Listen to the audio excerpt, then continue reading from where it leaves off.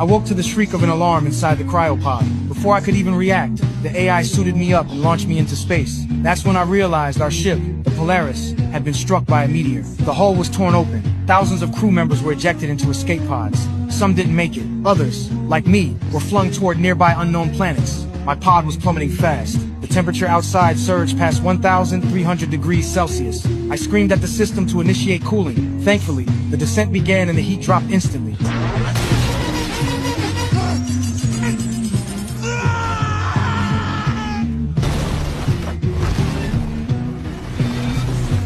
I landed. I tried to climb out, but the pod flipped, tearing my suit. I grabbed a sealant and patched the breach. Oxygen remaining, 42%. I called out to my AI assistant, Leonard, and told him to locate the Polaris. Then I saw the fireball streaking across the sky. I zoomed in. It was the Polaris. It had completely crashed. The explosion's shockwave slammed into me. I hit the ground hard, but wasn't hurt. Leonard updated me. The Polaris had traveled 2.48 trillion kilometers from Earth.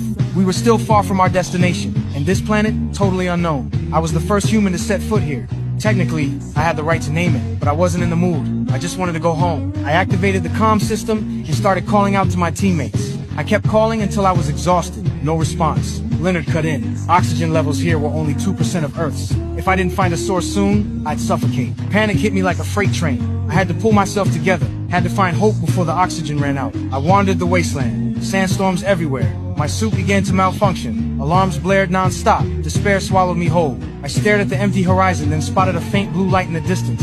A distress signal? I ran toward it, climbed over several ridges. Finally reached the crash site. Found a teammate's pod. Hoped someone was alive.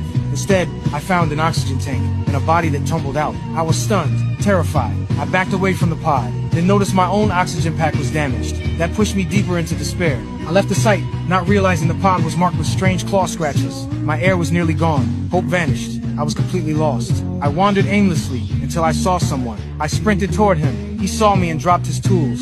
His name was Dwayne, a communications engineer. He was setting up a distress beacon. He believed we were the last two survivors. Then he told me the truth. This wasn't an accident. Headquarters had secretly altered our route to shorten the journey. That's why we entered the asteroid belt. That's what destroyed the Polaris. From now on, our mission was clear. Get back to Earth. Dwayne said the launch system still worked, but it would take 8 months to send a signal. Rescue? 2 years. My heart sank, but I helped him install the beacon anyway. Just as I crouched down, a shadow swept in. It grabbed Dwayne. I didn't see it happen. I had just connected the wires. Turned around, he was gone. Leonard reported. Oxygen level at 36%. 4 hours left. I ran a system scan. Found a supply pod near the crash site. It had oxygen, but it was a 3